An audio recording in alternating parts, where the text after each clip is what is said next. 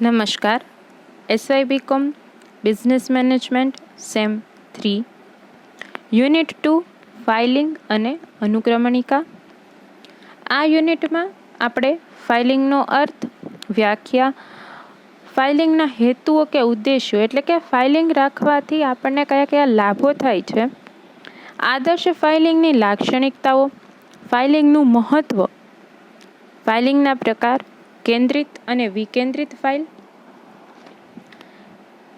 એમની વચ્ચેનો તફાવત, ધ્યાનમાં રાખવાના મુદ્દાઓ, ફાઇલિંગની વર્ગીકરણની વિવિધ પદ્ધતિઓ, ફાઇલિંગની જૂની પદ્ધતિઓ, નવી પદ્ધતિઓ એટલે કે અર્વાચીન પદ્ધતિઓ, એ ઉપરાંત ફાઇલિંગના વિવિધ સાધનો, રેકોર્ડ્સની વ્યવસ્થા, જૂના રેકોર્ડ્સનો નિકાલ કેવી રીતે કરવો અને તેની પ્રક્રિયા, અનુક્રમણિકા કેવી રીતે કરવી અને એ અનુક્રમણિકા કરવાની વિવિધ પદ્ધતિઓ, એ આપણે આ યુનિટ 2 ફાઇલિંગ અને એની અનુક્રમણિકામાં જોવાનું રહેશે. તો આપણે બધા ફાઇલિંગ શબ્દથી પરિચિત જ છીએ.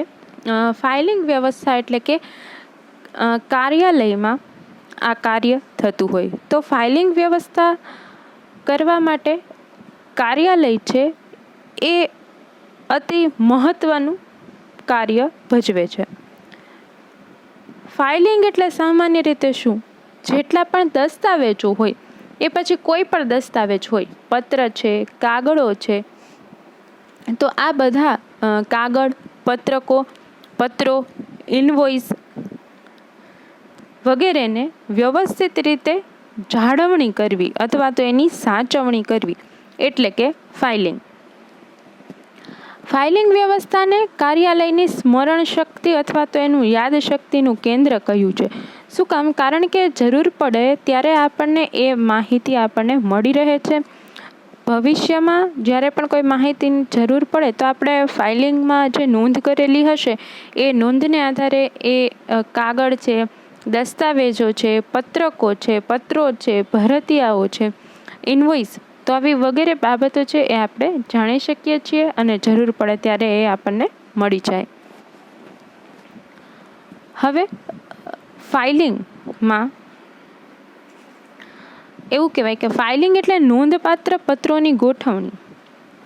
જે પણ કોઈ અગત્યના પત્રકો હોય એ નોંધપાત્ર પત્રોની ગોઠવણી કરવી, એની જાળવણી કરવી, એને વ્યવસ્થિત રીતે ગોઠવણી કરવી, વિભાગ આધારિત એને જાળવવું અને જરૂર પડે ત્યારે મળી શકે એ રીતે એને સાચવવા. એટલે કે એની સાચવણ કેવી રીતે કરવી કે જ્યારે જરૂર પડે ત્યારે આપણને મળી શકે. ફાઇલિંગની વ્યવસ્થા એ એક એવી પ્રક્રિયા છે કે જેમાં નોંધ વગેરેની ગોઠવણ અને સંગ્રહ એવી રીતે કરવામાં આવે કે જ્યારે જરૂર પડે ત્યારે મળી શકે.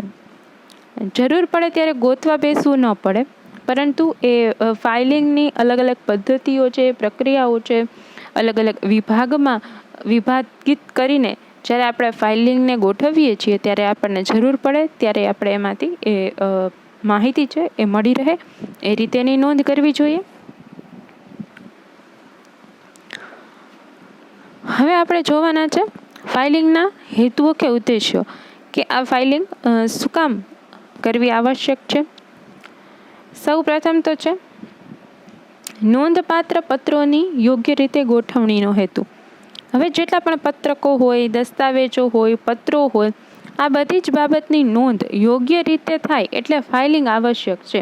તો એને સંગ્રહ ક્યાં કરવો અને કેવી રીતે કરવો, એને સુરક્ષિત રીતે જાળવવું, ગોઠવવું, સાચવવું, આ બધું કામ છે એ ફાઇલિંગનું છે. નોંધ એટલે કે માહિતીનો સંગ્રહ કરવાનો હેતુ. ફાઇલિંગનો મુખ્ય હેતુ છે માહિતીનો સંગ્રહ કરવો. એટલે કે આપણને જે અગત્યની માહિતી છે એ સુરક્ષિત રીતે જળવાઈ રહે અને ભવિષ્યમાં આપણને એ માહિતી મળી રહે. માહિતી ગોતવી એ અગત્યનું કામ છે. ત્યારે આપણને જરૂર પડે ત્યારે ગોતવા ન જવી પડે, તરત જ આપણને મળી રહે. નેક્સ્ટ છે માહિતી તૈયાર સ્વરૂપે તરત જ મેળવવાનો હેતુ. જરૂર પડે એટલે માહિતી તૈયાર જ હોય આપણી પાસે. અલગ અલગ વિભાગ આધારિત એમાં લેબલિંગ કરીને એ ફાઇલિંગ કરેલું હોય તો ઉપરથી જ તમે ફાઇલને અલગ અલગ વિભાગને આધારે અલગ અલગ કબાટમાં ગોઠવી શકાય. તો હવે કયા વિભાગનો કબાટ ક્યાં છે એના લેબલ આપી શકાય. ફાઇલિંગ ઉપર કઈ બાબતની ફાઇલ છે એનું લેબલ આપી શકાય. તો એ બધી વસ્તુને કારણે આપણને કઈ દસ્તાવેજ ક્યારે જોઈએ છીએ એ તરત જ મળી રહે. નીતિ વિષયક નિર્ણયો લેવા હોય તો એમાં ભૂતકાળની માહિતીની જરૂર પડે. તો એ માહિતીઓ જ્યારે પણ જોઈતી હોય તો સરળતાથી મળી શકે. તો માહિતી એ તૈયાર સ્વરૂપે રાખેલી હોય તો જરૂર પડે ત્યારે આપણને મળી જાય. ત્યારબાદ છે બચતનો હેતુ. બચત થાય શેની? સમય, નાણાં અને જગ્યા. ફાઇલિંગને આધારે એ ઝડપથી મળી રહે છે, એટલે કે સમયની બચત થાય છે, કારણ કે આપણે એ તૈયાર સ્વરૂપે ગોઠવેલી જ છે. હવે ઓછા પ્રયત્ને અને આપણે સારી રીતે એ બધી જ વસ્તુની જાળવણી કરી શકીએ, એટલે સમય અને ખર્ચ એ બંનેમાં બચત થાય. કાર્યક્ષમતા વધારી શકીએ. ફાઇલિંગનો હેતુ એ કાર્યાલયની કાર્યક્ષમતા વધારે છે. કાર્યાલયનું કાર્ય છે કે એ બીજા વિભાગોને સહાયક રીતે કામ કરે, માહિતી સંચારનું કામ કરે.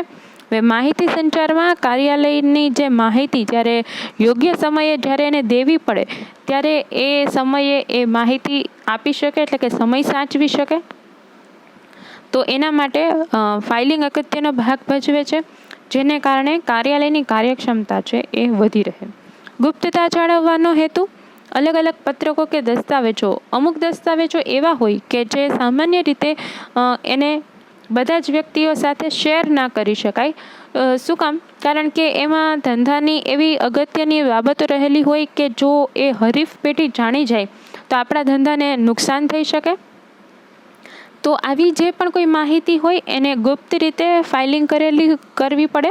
તો એના માટે તાળાબંધ તિજોરી અથવા તો જ્યાં લોક કે લોકર આવેલું હોય ત્યાં આવી ફાઇલો રાખવામાં આવતી હોય, અને એ લોકર ખોલવાની જવાબદારી માટે પણ એક વ્યક્તિને અધિકૃત કરવામાં આવે, એટલે કે એક અધિકારીને નીમવામાં આવે, અને એ અધિકારી દ્વારા જ એ બધી જ તાળાઓ કે લોકર હોય એ ખોલી શકાય.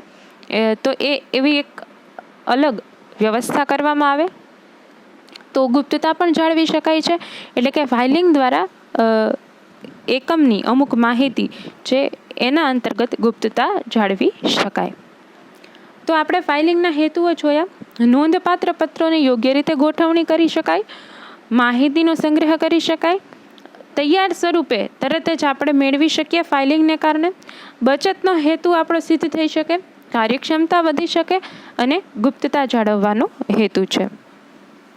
ત્યાર પછી સારી ફાઇલિંગની આવશ્યકતાઓ અથવા તો એને આદર્શ ફાઇલિંગની લાક્ષણિકતા પણ કહી શકાય. તો એ શું છે સારી ફાઇલિંગની લાક્ષણિકતા? સરળતા. પત્રો, દસ્તાવેજો, કાગળો વગેરે છે એ સરળતાથી આપણને મળી શકે, તો એવી વ્યવસ્થા હોવી જોઈએ. કાર્યાલયમાં ફાઇલિંગ કરવાની જે પ્રક્રિયા છે એ એવી હોવી જોઈએ કે દરેક વ્યક્તિને જ્યારે માહિતી જોઈતી હોય તો એ ત્યાંથી મેળવી શકે. એટલે કે ફાઇલિંગ કરવાની જે પદ્ધતિ છે એ સરળ હોવી જોઈએ.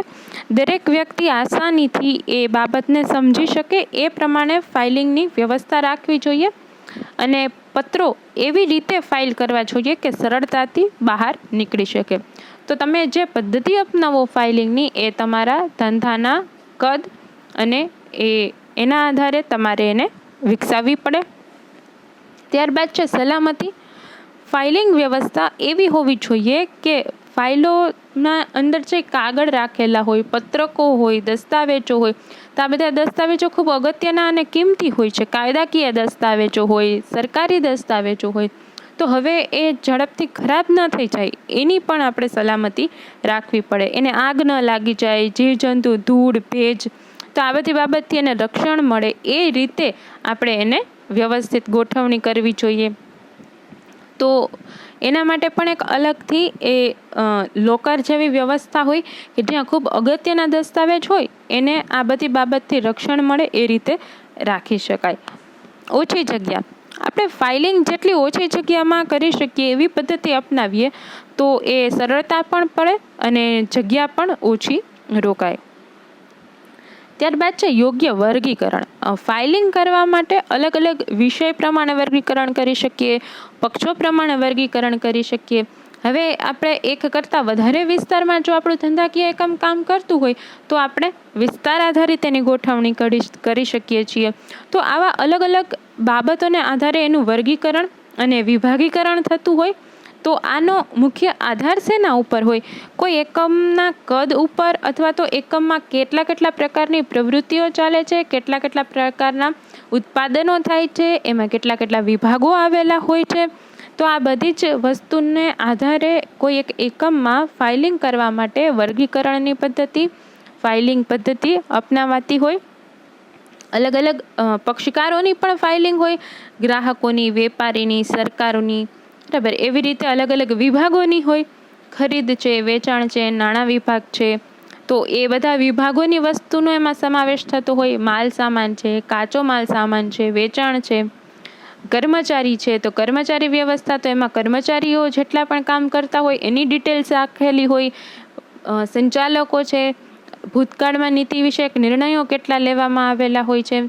તો આવી બધી બાબતો છે. એ ઉપરાંત પોતાના ધંધાકીય એકમની પોતાની અંગત બાબતો હોય તો એનાય એક ફાઇલિંગ કરેલી હોય. તો આવી બધી વસ્તુઓને આધારે તમારું ધંધાનું કદ કેવું છે અને કેટલા પ્રમાણમાં તમારા ધંધાનો વિકાસ થયેલો છે, એના આધારે કોઈ પણ એક કંપની છે એ પોતે વિવિધ પદ્ધતિઓ ફાઇલિંગ કરવા માટે વિકસાવતી હોય.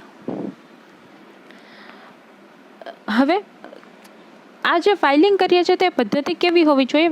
ઓછી ખર્ચાળ હોવી જોઈએ.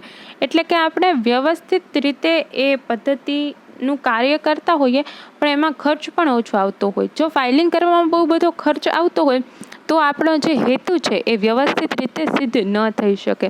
એટલે કે એ વ્યવસ્થા સરળ હોવી જોઈએ અને સાથે સાથે ઓછી ખર્ચાળ પણ હોવી જોઈએ. આપણા ધંધાકીય એકમનું પરવડે એ રીતે હોવી જોઈએ. પદ્ધતિસરની ગોઠવણી, વિવિધ વિભાગો અને પક્ષકારોને આધારે વર્ગીકરણ કરી અને પદ્ધતિસરની ગોઠવણી કરવી આવશ્યક છે. પરિવર્તનશીલતા હોવી જોઈએ. એકમમાં વિસ્તાર થાય, વધારો થાય, એક જ એકમમાં એક કરતાં વધારે પ્રક્રિયાઓ થતી હોય તો જ્યારે એક નવું એક પ્રોજેક્ટ હાથમાં લેવામાં આવેલું હોય તો આ બધી વસ્તુ કેવી છે કે એના આધારે અલગ અલગ પ્રકારની ફાઇલિંગમાં પણ વધારો થતો હોય. તો જ્યારે પણ આ પ્રકારના કોઈ ફેરફારો એકમમાં થાય તો એની સાથે સાથે આપણે આપણા ફાઇલિંગની જે પ્રક્રિયા છે એમાં પણ પરિવર્તનશીલતા કરી શકીએ એ મુજબ આપણે ફાઇલિંગ કરવું જોઈએ. જો પહેલેથી જ તમે કોઈ પરિવર્તન થઈ શકે એ પ્રકારે ફાઇલિંગ કરેલું હોય તો પાછળથી એમાં પ્રશ્ન ઊભા ન થાય. નહીંતર પાછળથી ફાઇલિંગ કરવામાં ઘણા બધા પ્રશ્નો ઊભા થતા હોય. એટલે કે હાથ વગી એ બાબત હોવી જોઈએ. ત્યારબાદ છે ગુપ્તતા. હમણાં જ આપણે વાત કરી કે અમુક પત્રકો કે માહિતી કે દસ્તાવેજો એવા હોય છે કે જેના કારણે હરીફ પેઢી છે એ જો એ બાબત જાણી જાય તો આપણા એકમ માટે એ સારું ન કહેવાય. નફાકારકતા ઘટી શકે. કોન્ટ્રાક્ટ આપવામાં આવતા હોય તો એ કોન્ટ્રાક્ટ કોઈ અન્ય કંપનીના પાસે ચાલ્યા જાય. તો હવે જ્યારે આવી બધી વસ્તુઓ હોય, ટેન્ડર ભરવાના હોય તો આવી બધી પ્રક્રિયામાં ગુપ્તતા જાળવવી પડે. તો એની જે ફાઇલિંગ હોય એ તાળાબંધ રીતે કે લોકરમાં રાખવી આવશ્યક હોય. ગાઈડ કાર્ડ એટલે કે પત્રો સરળતાથી મળી શકે, અથવા તો જ્યારે પણ તમે એ કોઈ એક ફાઇલમાંથી પત્ર કાઢેલો હોય અને તમારે એ જગ્યાએ પાછો પત્ર મૂકવો હોય તો તમને યાદ રહે કે કઈ જગ્યાએથી પત્ર કાઢેલો છે. તો અહીંયા આપણે એક નિશાની તરીકે એક કાગળ અથવા તો કાર્ડ છે તો એને ગાઈડ કાર્ડ કહી શકાય. તો એ કાર્ડ છે આપણે મૂકી શકીએ તો આપણે ક્યાંથી એ પત્ર કાઢેલો હતો એ આપણને યાદ રહે. સામાન્ય રીતે તમે ડાયરીનો યુઝ કરતા હો તો ડાયરીમાં ઓલી વચ્ચે રિબન આપેલી હોય કે તમે એ રિબનને કારણે તમે એમાં નિશાન રાખી શકો તમારે જે જગ્યાએ ડાયરીનું પાનું ખોલવું હોય તે જગ્યાએ. તો એવી જ રીતે ગાઈડ કાર્ડનો ઉપયોગ થતો હોય કે આપણે ક્યાંથી એ વસ્તુ કાઢેલી છે ને ક્યાં પાછી મૂકવી, અને એમાં તમે નોટ પણ કરી શકો. એ ગાઈડ કાર્ડ એવી રીતે હોય કે એમાં આપણે અમુક એમાં કંઈક લખીને નોટ કરી રાખીને એ સાચવવું હોય તો એ નોંધ પણ કરી શકાય.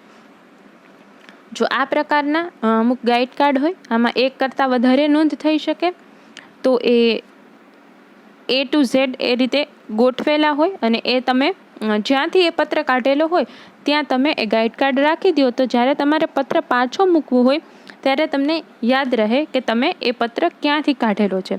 તો આ પ્રકારના પણ ગાઈડ કાર્ડ હોય જેમાં તમે નોટ લખી શકો અને નોટ લખીને એ ત્યાં તમે અટેચ કરી શકો. સંદર્ભ કે અનુસંધાન. હવે મૂળ પત્ર બે કે વધુ વિષય અથવા બે કે વધુ પક્ષકારને અસર કરતો હોય. એક પત્ર હોય પણ એ એક પત્ર છે એ એક કરતાં વધુ પક્ષકારને અસર કરતો હોય. તો હવે એ બંને પક્ષકારની ફાઇલોમાં એ પત્ર કેવી રીતે રાખી શકાય? એટલે એમાં એવું કરી શકે કે એક પક્ષકાર છે એની ફાઇલમાં એક પત્ર રાખે અને બીજા પક્ષકાર છે એમાં એની નકલ રાખે. જો દાખલા તરીકે વેચાણ અને નાણાં આ બંને વિભાગને કોઈ એક પત્ર છે એ અસર કરતો હોય તો એક નાણાં વિભાગમાં એનો મૂળ પત્રક રાખે અને વેચાણ વિભાગમાં એની નકલ રાખે. એટલે કે જ્યારે અનુસંધાન એ ગ્રાહક જોવું હોય, કોઈ પણ વ્યવહાર થાય ગ્રાહક સાથે તો એ અનુસંધાન જોઈ શકાય. તો એ અનુસંધાન અને સંદર્ભ પણ રાખી શકે. ત્યારબાદ છે અનુક્રમણિકા. અનુક્રમણિકા એક ખૂબ અગત્યની વસ્તુ છે. કોઈ પણ ફાઇલિંગ કરેલી હોય તો એ ફાઇલિંગમાં પણ અનુક્રમણિકા કરવી પડે, ફાઇલની અંદર પણ અનુક્રમણિકા રાખવી પડે. પછી જો તમે વિભાગ આધારિત ફાઇલિંગ કરતા હો તો દરેક વિભાગમાં પણ અનુક્રમણિકા રાખવી પડે. બરાબર છે. તો જેટલા પ્રકારે ફાઇલિંગના વિભાગ થતા હોય તો એ દરેક જગ્યાએ અનુક્રમણિકા આવશ્યક છે. તો એ તમે તરત જ એને મેળવી શકો. અનુક્રમણિકાની આવશ્યકતા શું છે કે ફાઇલમાંથી તમે તરત જ દસ્તાવેજ મેળવી શકો. એટલે જેટલી જ ફાઇલની અગત્યતા છે એટલી જ સામે અનુક્રમણિકાની પણ અગત્યતા છે. રેકોર્ડ રૂમની વ્યવસ્થા. હવે કોઈ એક પ્રોજેક્ટ પતી જાય છે તો હવે એના જેટલા પણ પત્રો છે, દસ્તાવેજો છે, તો હવે કદાચ આપણને એની ભવિષ્યમાં અત્યારે જરૂર નથી.